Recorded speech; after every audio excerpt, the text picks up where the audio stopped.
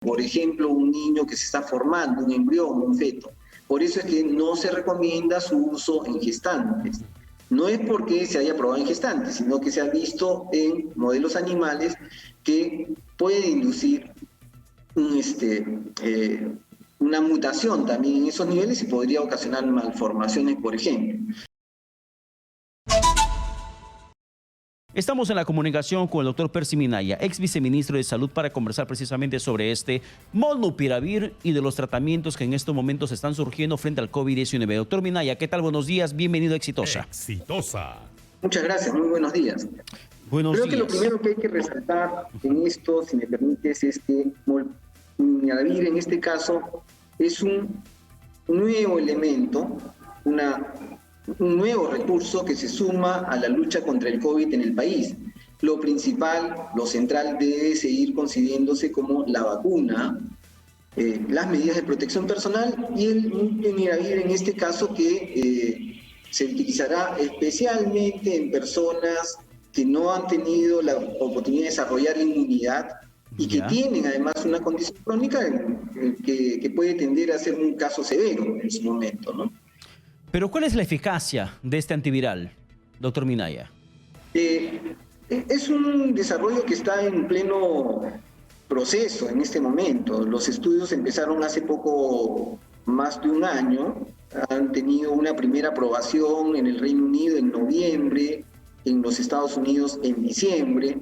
Perú lo acaba de acreditar como un registro sanitario condicional. Eso significa que los estudios siguen y que van a ir sumando evidencias. En este momento lo que se sabe es que tiene un aproximadamente 93% de efectividad para poder reducir la hospitalización. Y que lo que nosotros tenemos que tener en cuenta es que, sin embargo, solamente ha sido probado en personas que no tuvieron ni vacuna ni enfermedad. Entonces, si seguimos esa línea, es muy probable que mantenga esa efectividad o sea aún mejor para las personas que ya hemos tenido la enfermedad y que estamos vacunados.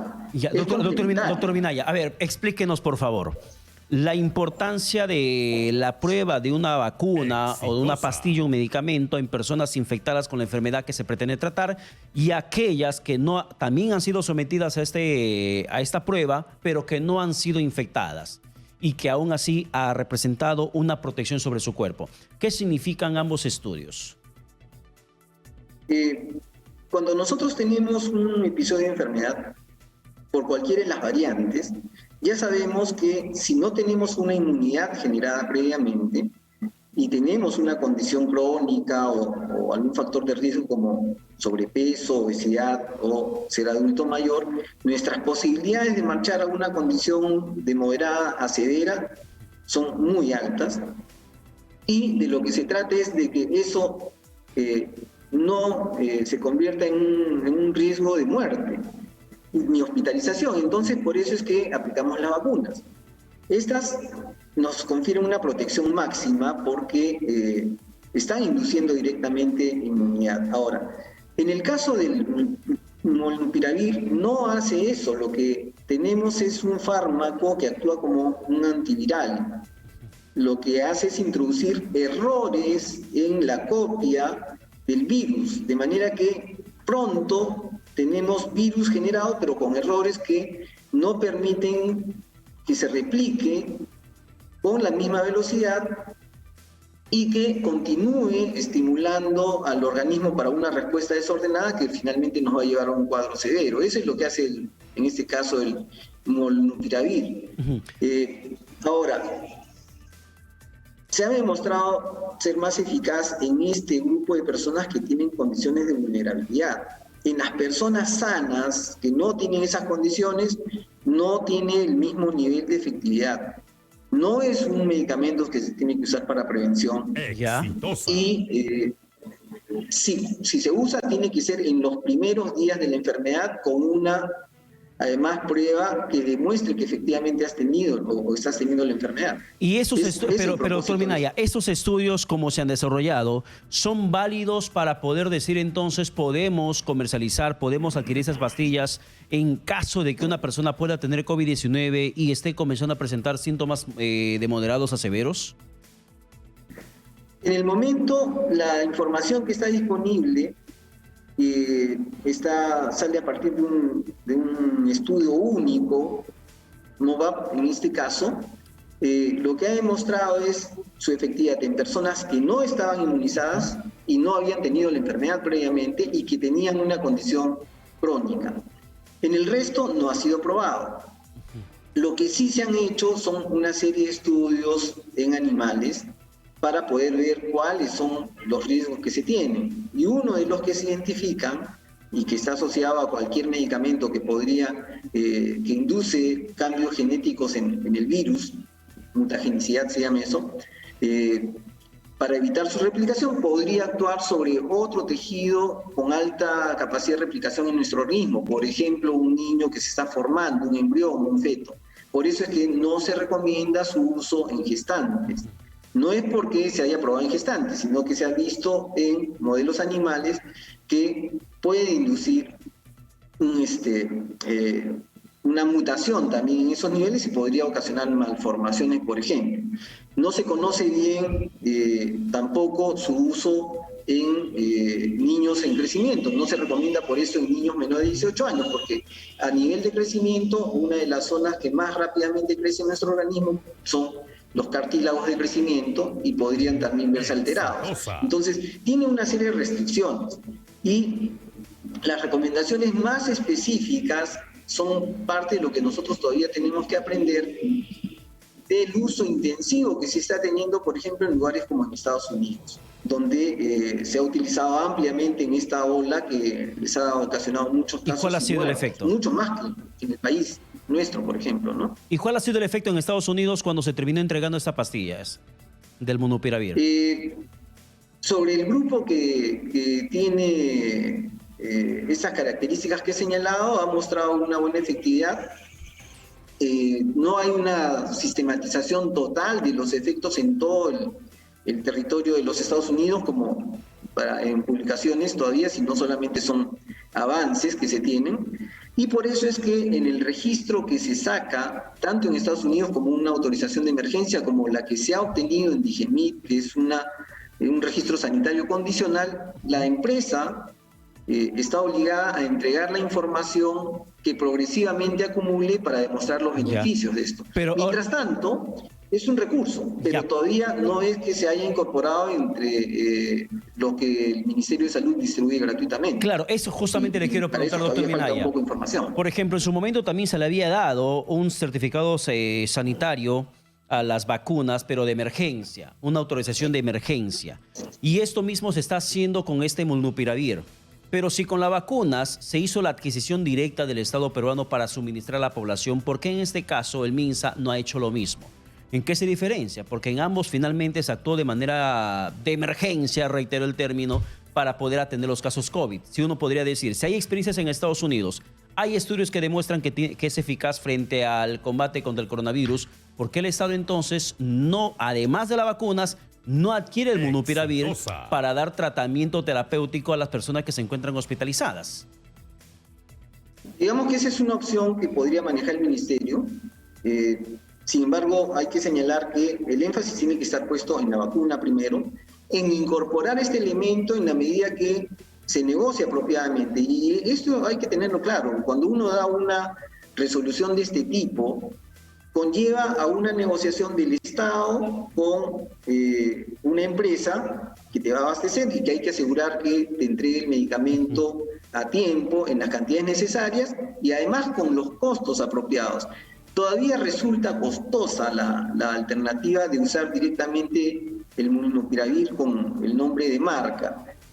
Hay iniciativas que la misma empresa ha desarrollado con UNITAID, por ejemplo, que es una organización que está vinculada a Naciones Unidas y a otras organizaciones no gubernamentales que están abaratando los costos. Un curso completo de esta droga el molnupiravir puede costar $720 en Estados Unidos. Se proyecta que al costo, adquiriendo un curso directamente de Merck, podría costar unos $400, pero con las gestiones que ellos mismos han iniciado para abastecer a países pobres y en desarrollo, el curso completo podría costar $20. ¿Ya? Eso está en proceso de negociación y seguramente en pronta producción. En la India ya se habían iniciado trámites para esto. Creo que lo que el país tendría que acceder y buscar son ese tipo de mecanismos para poder incorporarlo. De manera contraria, lo que vamos a tener es un recurso que es bastante más caro que las vacunas, claro, para poder satisfacer la necesidad. Ahora, en una situación de emergencia, por supuesto que uno busca el último recurso posible para salvar una vida. Pero ahora, doctor Minaya, sin embargo, hay que tener consideraciones de este tipo. Hasta que veamos finalmente si es que el gobierno termina incorporando ese molnupiravir dentro del tratamiento terapéutico a los casos de COVID-19 y evitar la muerte de personas que puedan estar con síntomas severos, estamos hablando también de un escenario internacional, sobre todo en Europa, donde hay países que han dispuesto el uso facultativo, opcional, de la mascarilla en la vía pública, como también en algunas naciones, incluso dentro de espacios cerrados. En el país estamos en estos momentos en condiciones de comenzar a abrir el debate en ese sentido, de ver si seguimos usando la mascarilla de forma obligatoria o es que aún debemos seguir comprando las cajas que nos permitan protegernos como medida de protocolo de bioseguridad dictados por el gobierno.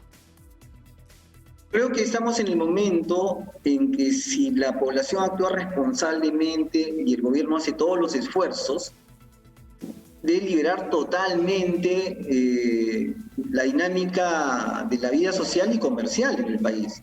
Y son tres elementos que permiten sustentar esto. El primero de los cuales es las altas coberturas de vacunación que tenemos.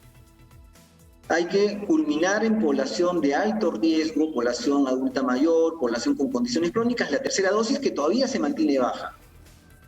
Avanzar fuertemente en la vacunación de las poblaciones que están más rezagadas, poblaciones rurales y pueblos indígenas, donde no tenemos las coberturas de vacunación suficientes.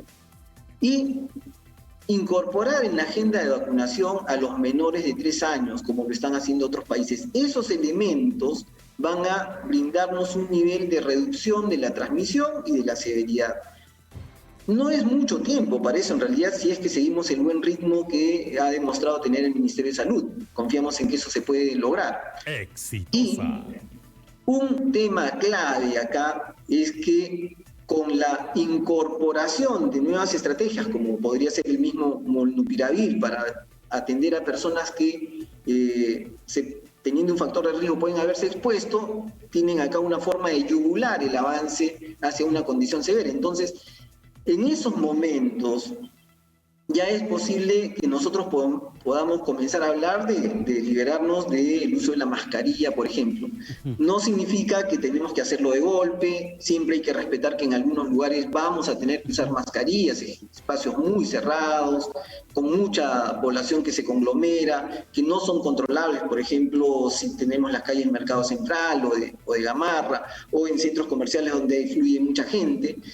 Es probable que en esos lugares tengamos que usar obligatoriamente la mascarilla, mientras que en otros lugares, al aire libre, en las pequeñas oficinas que tenemos, cuando estamos en las playas, desplazamiento, ya podemos liberarnos de esto, ¿no? Claro, puede ser. Pero son decisiones que tiene que tomar el Ministerio de Salud sobre la base del análisis de la transmisión de la enfermedad. Y bueno, y es interesante que ese tema lo podamos poner en debate en estos momentos para conocer cuál va a ser la postura del Ministerio de Salud en estos momentos, cómo se está manejando la campaña de vacunación contra el COVID-19.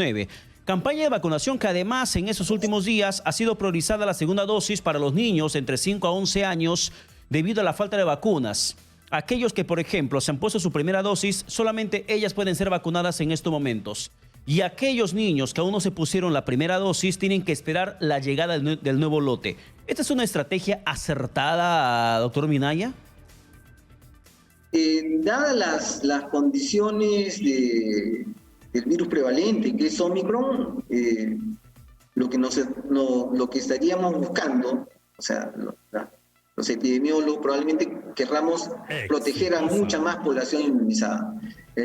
Eso supondría poner más primeras dosis para que las segundas puedan servir de ya una generación completa de inmunidad, de cobertura, en este caso, ¿no? Pero son formas de ver las cosas. Entonces, si el ritmo de llegada de las vacunas no tarda mucho, hay que acelerar este proceso. ¿Dónde poner la vacuna? Especialmente en los lugares más conglomerados, en las metrópolis, en las ciudades donde la capacidad de transmisión es máxima. No significa dejar atrás a los pueblos rurales, a nuestras poblaciones más dispersas, también hay que trabajar en eso. Pero creo que ante la dificultad de no tener toda la vacuna disponible, son estrategias que se pueden utilizar. Son prioridades. No es que falte vacuna en realidad, sino que la llegada es un poco lenta en algunos casos, ¿no? Bien, doctor Minaya, muchas gracias por la comunicación alcanzada para Exitosa. Que tenga buen día. Muchas gracias, muy amable.